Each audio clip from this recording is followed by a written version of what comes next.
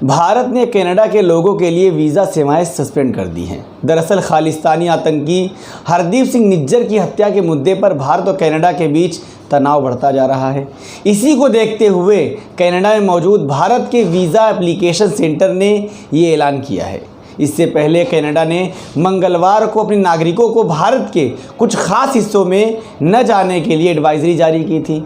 बुधवार को भारत ने भी इसी तरह की एडवाइजरी जारी कर दी।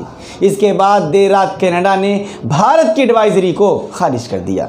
न्यूज़ एजेंसी AFP के मुताबिक कनाडा के पब्लिक सेफ्टी मिनिस्टर डोमिनिक लेब्नेक ने ओटावा में मीडिया से बातचीत में कहा कि उनका देश पूरी तरह से महफूज है। तस्वीर कनाडा की राजधानी ओटावा में मौजूद भारतीय हाई कमीशन की है। भारत ने एडवाइजरी में सुरक्षित रहने को कहा था। भारत के विदेश मंत्रालय ने कनाडा में रहने वाले अपने नागरिकों के लिए एडवाइजरी जारी की थी, जिसमें कहा गया था कनाडा में जारी भारत विदेशी एक्टिविटीज़ के मद्देनज़र वहां रहने वाले या वहां की यात्रा पर जाने वाले नागरिकों को सलाह दी जाती है कि वो बहुत सतर्कता बरतें। हालिया वक्त में देखा गया है कि कनाडा में मौजूद इंडियन डिप्लोमेट्स और इंडियन कम्युनिटी के ख़ास तबके को धमकियां दी जाती रही हैं। ये वो लोग हैं जो भारत विरोधी एजेंडे का विरोध करते हैं। एडवाइजरी के मुताबिक कनाडा में बिगड़ते हुए सुरक्षा हालात के मद्देनज़र वहाँ मौजूद इंडियन स्टूडेंट्स को सबसे ज़्यादा सतर्क रहने की सलाह दी जाती है। इंडियन कम्युनिटी और स्टूडेंट्स हाई कमीशन और कॉन्सुलेट्स की वेबसाइट पर शिकायत दर्ज करा सकते हैं। दूसरी तरफ बुधवार को खालिस्तानी आतंकी गुरपतवंत सिंह पन्नू ने कनाडा में रह रहे हिंदुओं को देश छोड़ने की धमकी दी थी। इस पर कनाडाई हिंदुओं ने जस्टिन ट्रूडो सरकार को चिट्ठी लिखी है। चिट्ठी पन्नू के बयानों पर चिंता जताई गई है और उसे हेट क्राइम घोषित करने की अपील भी की गई है। कनाडाई हिंदू संगठन हिंदू फोरम कनाडा ने एक minister of public safety Dominic LeBlanc को यह खत लिखा। हिंदू संगठन ने अपने पत्र में कहा, पन्नू ने अपनी और अपने खालिस्तानी सहयोगियों के विचारों को साफ तौर से देखा है। वे ऐसे लोगों को टारगेट करना चाहते हैं जो उनकी विचारधारा से सहमत नहीं है। कनाडा सरकार को भी इसे गंभीरता से लेना चाहिए। खत में ये पूछा गया है कि क्या पन्नू के इस बयान को अभी भी अभिव्यक्ति की आज़ादी के रूप में लिया जाएगा। तस्वीर खालिस्तानी संगठन सिख फॉर जस्टिस के गुरपंत सिंह पन्नू की है। टोरंटो स्टार की रिपोर्ट के मुताबिक 19 सितंबर को कैनेडियन प्राइम मिनिस्टर का रुख कुछ नर्म दिखा। मंगलवार रात को कनाडा के सबसे बड़े अखबार टोरंटो स्टार ने ट्रूडो का बयान जारी किया। इसमें कहा गया कि कनाडा की सरकार भारत के साथ तनाव नहीं बढ़ाना चाहती, लेकिन भारत को इन मुद्दों को गंभीरता से लेना होगा। न्यूयॉर्क टाइम्स से पहचान न बताने की शर्त पर कनाडाई सरकार के एक अधिकारी ने कहा, निज्जर सिंह की हत्या पर जानकारी कई देशों की मदद से इकट्ठा की गई है। जांच पूरी होने के बाद इसको लेकर पूरी जानकारी दी जाएगी। कनाडा एक फाइव आइज नाम के इंटेलिजेंस अलायंस का हिस्सा है। इसमें कनाडा के अलावा अमेरिका, ब्रिटेन और ऑस्ट्रेलिया भी शामिल है। इसने पहले ट्रूडो ने सांसदों से कहा था, कनाडा की धरती पर किसी नागरिक की हत्या करवाने में विदेशी सरकार का शामिल होना हमारे देश की संप्रभुता का उल्लंघन है। हम इस हत्या की जांच में सहयोग देने के लिए भारत सरकार पर दबाव बनाएंगे।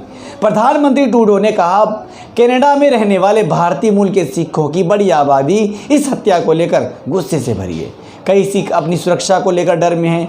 देश में करीब 18 लाख भारतीय मूल के नागरिक हैं, जिनमें से कई सिख हैं। कनाडा की विपक्षी पार्टी न्यू डेमोक्रेटिक पार्टी के लीडर जगमीत सिंह सिख समुदाय से हैं। भारत ने कनाडा की तरफ से लगाए गए सभी आरोपों को खारिज कर दिया है।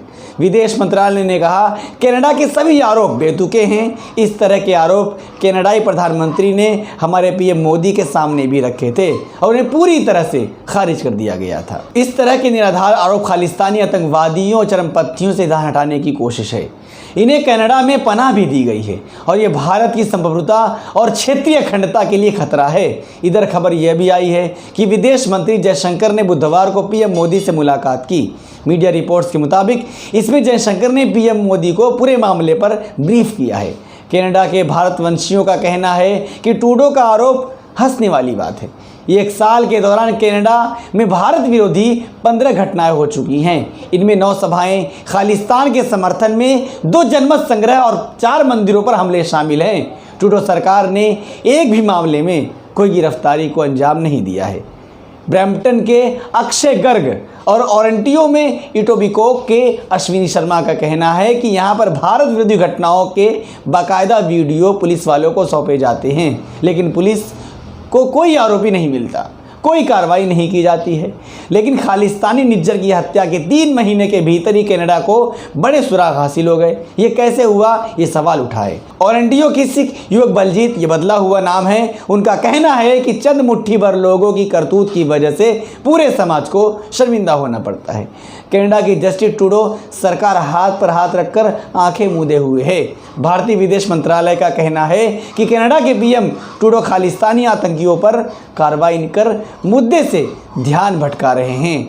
कनाडा में लंबे समय से खुलेआम चल रही भारत विरोधी गतिविधियों को ट्रूडो सरकार का समर्थन हासिल है। निज्जर पंजाब के जालंधर के भार सिंहपुरा गांव का रहने वाला था। गांव के सरपंच रामलाल ने बताया कि निज्जर 1992 में कनाडा चला गया था। वो खालिस्तान टाइगर फोर्स KTF का प्रमुख था। वो भारतीय एजेंसियों की मोस्ट वांटेड आतंकियों की लिस्ट में शामिल था। NIA ने 40 आतंकियों की लिस्ट जारी की थी, उसमें भी निज्जर का नाम था।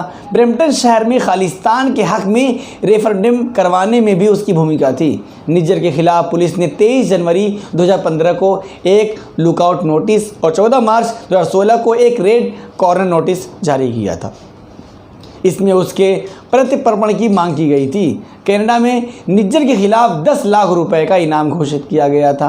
कनाडा में रहते हुए निज्जर प्रतिबंधित खालिस्तान समर्थक संगठन सिख फॉर जस्टिस के प्रमुख गुरपवंत सिंह पन्नू के करीब आया। पन्नू और निज्जर की नज़दीकी का अंदाज़ा इसी से लगाया जा सकता है कि निज्जर की हत्या के बाद से ही पन्नू तिलमिलाया हुआ है। कनाडा में भारत के खिलाफ और खालिस्तान के समर्थन में जनमत संग्रह करवाने का दावा कर रहा है। इस खबर पर आपकी क्या राय है, कमेंट करके ज़रूर बताएं। फिलहाल नहीं, इनमें इतना ही, दीजिए मुझे इजाज़त।